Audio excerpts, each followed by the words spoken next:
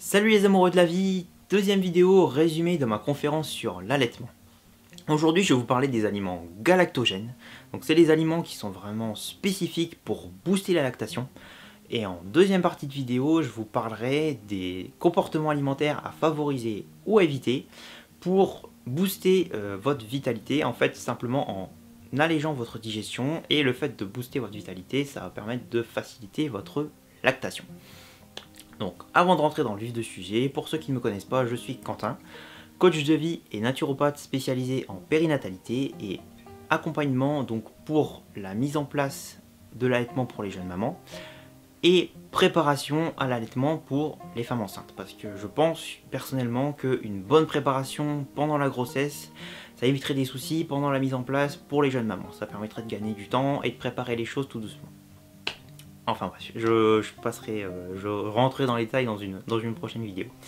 N'hésitez pas à vous abonner à la chaîne et cliquer sur la cloche grise pour recevoir les notifications pour mes prochaines vidéos. Je publie à peu près une vidéo par semaine sur des thèmes qui tournent autour de la périnatalité et aussi du coaching et des neurosciences parce que c'est des thèmes qui me parlent et qui me touchent particulièrement. Donc maintenant je vais rentrer dans le vif du sujet. Les aliments galactogènes. Donc déjà pour commencer, je vais vous parler du fenugrec. Donc le fenugrec, ça peut se consommer soit en poudre, donc en gélules qui contiennent de la poudre de fenugrec, ou sinon en poudre à parsemer sur vos plats. Ce que je ne vous conseille pas, hormis si vous adorez le goût du fenugrec, parce que c'est un goût qui est assez fort et ça peut donner à tous vos plats le même goût, ce qui n'est pas forcément sympa à la longue. Moi ce que je vous conseille plutôt c'est de l'acheter en graines comme ceci. Donc là c'est des graines à germer, mais vous pouvez les utiliser pour faire des tisanes ou des décoctions par exemple. Et pour les faire germer également, vu que c'est des graines à germer. C'est d'ailleurs la forme que je conseille le plus, parce que la germination décuple vraiment les propriétés et les bienfaits du fenugrec. Donc si vous ne savez pas comment faire germer vos graines, j'ai fait une vidéo sur le sujet, je vous mets le lien juste ici. Voilà pour le fenugrec. Ensuite, il y a le malt, donc qui est contenu dans la bière sans alcool, bien sûr, ou sinon dans la levure maltée. Alors je vous conseille cette marque, j'ai aucun intérêt à vous la conseiller, c'est juste que je l'ai testé et le goût est vraiment très sympa. La marque c'est Rapunzel. Il y a 20% de malt dedans et le goût est vraiment sympa. J'en avais testé une autre, ma chérie elle avait pas aimé du tout, mais vraiment pas du tout. Et celle-ci, bah, on en a consommé pendant pas mal de temps et franchement on s'est jamais lassé du goût et le goût est vraiment très sympa. Donc la levure maltée, vous pouvez en saupoudrer sur vos crudités ou sur vos plats au gré de vos envies comme vous le souhaitez.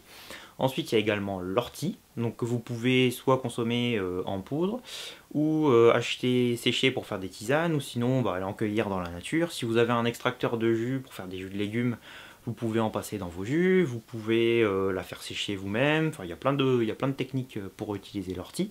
Il y a également l'amande aussi, les amandes que vous pouvez consommer au cours des repas ou sous forme de lait d'amande. Il y a d'autres aliments aussi, c'est le fenouil et tout ce qui a un goût anisé en fait. Donc ça c'est pas vraiment galactogène, mais par contre ça va donner un goût à votre lait et c'est un goût que les bébés adorent. Donc en fait le bébé il va boire votre lait et en sentant ce goût là il va avoir envie plus facilement de téter et de venir boire en fait. Donc il va faire plus de téter, il va plus stimuler le sein et du coup ça va booster votre lactation. Je rentrerai plus dans les détails dans la troisième vidéo. Donc voilà pour les aliments galactogènes. Ensuite je vais passer aux comportements alimentaires à favoriser et à éviter. Donc si vous n'avez pas vu ma première vidéo, je vous encourage à aller la voir pour vraiment comprendre ce qui va suivre. Le premier comportement à éviter absolument, c'est le grignotage. Donc dans la première vidéo, je vous avais parlé de 4 prises alimentaires, le petit déjeuner, le repas de midi, le goûter et le repas du soir. Hormis ces 4 prises alimentaires là, il n'en faut aucune autre. Il faut vraiment zéro grignotage. Le grignotage perturbe la digestion, vous prend une énergie folle, va venir puiser dans votre vitalité et c'est absolument pas ce qu'on veut. Qu'est-ce qui n'est pas du grignotage? En fait, ce qui n'est pas du grignotage, c'est de l'eau ou des tisanes, des boissons à base de plantes en fait. Tout ce qui sort de ça, c'est du grignotage. Le thé, le café, c'est du grignotage. Les fruits, c'est du grignotage. Les fruits secs, en fait, il n'y a pas de grignotage sain. Ça n'existe pas, c'est pas possible. Ensuite, donc, il faut favoriser, quand vous mangez, en fait, il faut penser à bien mastiquer.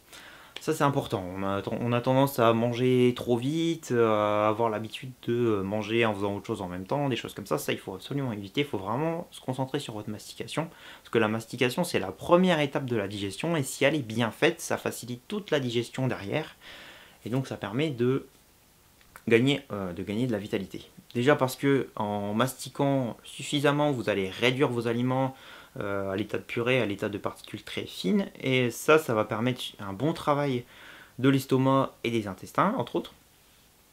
Et ensuite, le fait de mastiquer longtemps, vous allez bien ensaliver vos aliments, et dans la salive, il y a une enzyme qu'on appelle l'amylase. Donc l'amylase, en fait, c'est l'enzyme qui vient démarrer la digestion des amidons. Et donc si il y a suffisamment d'amylase, pareil, le travail sera facilité derrière, parce que les enzymes et les bactéries qui suivent auront eu la première étape du boulot qui aura bien été faite. Donc voilà pour la mastication. Évitez la suralimentation en glucides et en lipides. Faites des repas où vous privilégiez les protéines. Dans la première vidéo, j'ai expliqué comment calculer votre quantité de protéines par jour. Donc ça, vraiment, essayez de le respecter au maximum. Et ainsi, en fait, vos plats vont être vous allez plus être calé entre guillemets quand vous allez manger avec les protéines qu'avec les glucides et les lipides. Si on met trop de glucides et de lipides, en fait, ça donne un travail au foie qui est trop important, surtout si vous avez un foie qui est fatigué à la base, et ça va puiser dans votre vitalité, et c'est pas ce qu'on veut. Ensuite, 2 catégories d'aliments à éviter absolument. Le premier, c'est le soja, parce que le soja est très riche en phytoestrogènes. Donc déjà que dans votre corps, c'est pas quand on démarre un allaitement, il y a des chamboulements, c'est pas forcément évident. Il vaut mieux éviter de rajouter en plus des œstrogènes qui vont venir chambouler tout ça. Donc le soja, évitez tout ce qui est tofu, yaourt à base de soja, lait de soja, tout ça, on évite absolument. Et enfin, je voulais vous parler des produits laitiers. Alors je sais qu'on est en France, pays du fromage, etc. Pendant une période de standard, on va dire, hors grossesse, allaitement, il faudrait déjà les limiter au maximum, mais pendant l'allaitement, il faut vraiment, surtout au début, il faut vraiment essayer d'en consommer, mais le moins possible.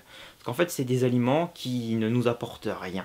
On n'a plus le bagage qu'il faut à l'âge adulte pour bien les digérer, donc en fait, ça ne nous apporte rien, et en plus, ça nous demande une énergie folle pour être pseudo-digéré et éliminé, et en plus, je vous fais un peu l'article, mais les protéines ne sont pas digérées complètement, ça passe dans le corps, ça vient se loger au niveau des articulations, au niveau des poumons, etc.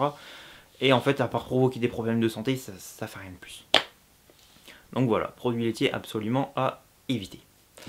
Donc dans la 3e vidéo, je vais vous parler des façons de booster votre lactation avec votre bébé. Et ouais, il y a des moyens en fait avec bébé pour booster votre lactation, donc c'est important à savoir. Et je vais aussi vous expliquer les bienfaits du lait maternel en fait dans le corps du bébé. Parce que c'est un truc que j'ai remarqué pendant la grossesse de mon épouse, c'est que quand on parle de l'allaitement, on dit voilà, il faut que les bébés soient allaités parce que le lait s'adapte pendant la tétée, s'adapte au cours de la journée, s'adapte avec les saisons, avec l'âge du bébé, etc. Donc ouais, ça c'est bien, mais on va rarement au-delà de ça, on ne dit pas exactement ce que ça fait dans le corps du bébé. Et je pense que c'est quelque chose d'important à savoir pour les mamans, déjà pour valoriser le fait que voilà, vous êtes une femme allaitante et vous voulez donner le meilleur à votre bébé, et en plus vous savez exactement ce que ça fait dans son corps. Mais aussi quand vous avez un petit coup de ras-le-bol, un petit coup de mou, de fatigue ou autre, vous remémorez pourquoi vous le faites et exactement ce que ça fait dans le corps du bébé. Ça peut être sympa parce que il y a des moments, faut pas se le cacher, l'allaitement c'est pas toujours tout rose, et avoir des petites choses comme ça à se raccrocher dans les moments difficiles, ça peut être sympa. Donc en attendant la 3e vidéo, je vous dis profitez de la vie.